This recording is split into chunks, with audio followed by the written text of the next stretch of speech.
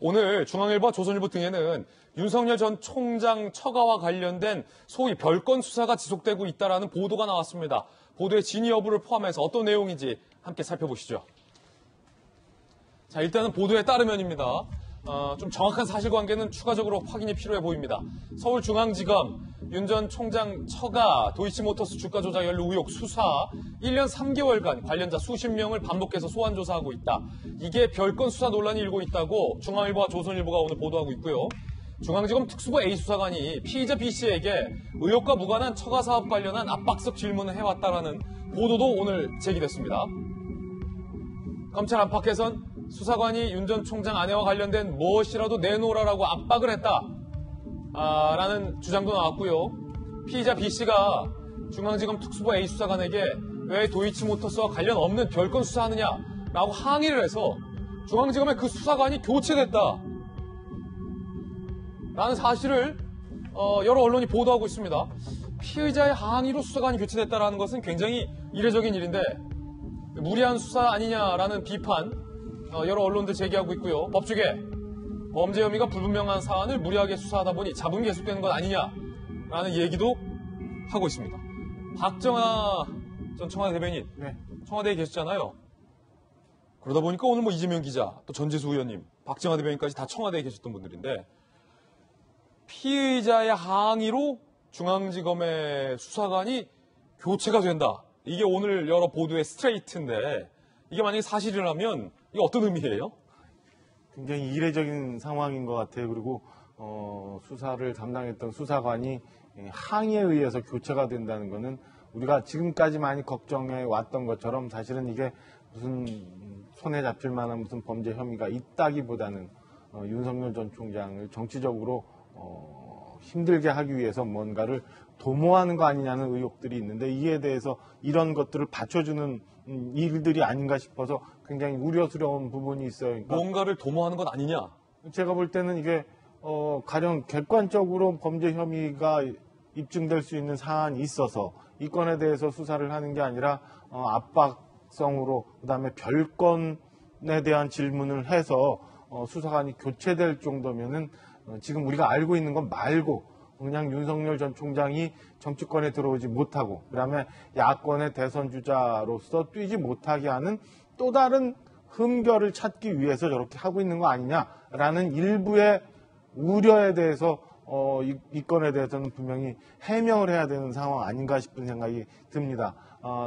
이 수사관이 오죽했으면은 가서 수사관을 바꿔달라고 하겠어요. 그게 상식적으로 이렇게 검찰 수사 받으러 가갖고는 통하는 일이겠습니까?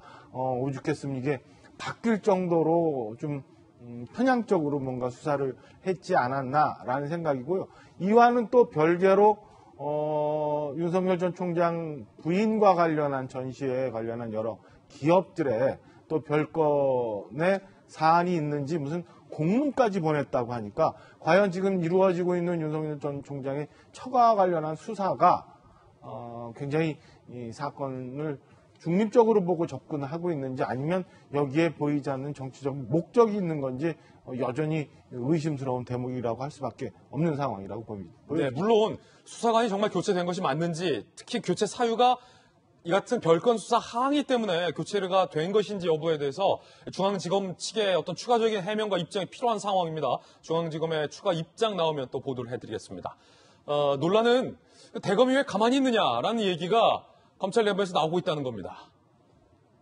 별건 수사로 수사관까지 교체됐다면 이 기사가 사실이라면 물론 중앙지검의 추가 입장과 해명을 좀 들어봐야겠습니다만 대검에서 제대로 중앙지검을 지휘해야 되는 거 아니냐라는 주장이 제기됐다는데 박성배 변호사님, 요게 불가능하다면서요. 예. 지금은. 그 이유가 뭡니까?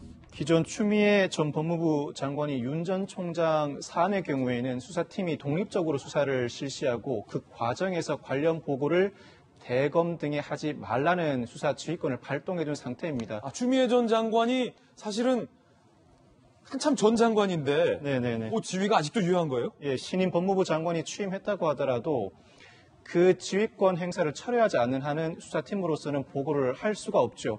법무장관이 바뀌어도? 김호수 검찰총장이 그 지휘권 발동에 불복해야 하는데 그러기도 쉽지 않은 상황이고요. 사실 경찰이나 금감원이 이 사안을 조사해 봤다. 특별한 범죄 혐의점이 없다는 판단을 내렸다고 하더라도 검찰 등 다른 수사기관이 수사 자체는 해볼 수 있다고 생각합니다. 현재 여러 수사기관이 병립돼 있는 이유가 어떠한 사유로 제대로 된 수사를 하지 않는 상황을 막고자 하는 것. 그렇죠. 각 수사기관이 경쟁적으로 정당한 수사를 하라는 취지로 여러 수사기관을 병립해 놓은 것입니다. 그렇지만 이미 다른 수사기관에서 조사를 해봤는데도 혐의가 발견되지 않은 사안에 대해서 또 다른 수사기관이 수사를 할 때는 상당한 범죄 혐의가 있는 경우에 한정해야겠죠. 그렇지 않으면 일정한 대상을 상대로 공격성 수사라는 비판을 면하기가 어려울 것입니다. 특히나 별건 수사라는 이 보도 내용이 사실이라면 이는 상당한 문제가 있습니다. 원래 수사하고자 하는 대상은 따로 있는데 그 수사가 쉽지 않습니다. 이럴 때 사실 작은 혐의, 입건하기 쉬운 작은 혐의를 입건해놓고 관련자를 불러서 진술을 받고 압수수색을 실시한다.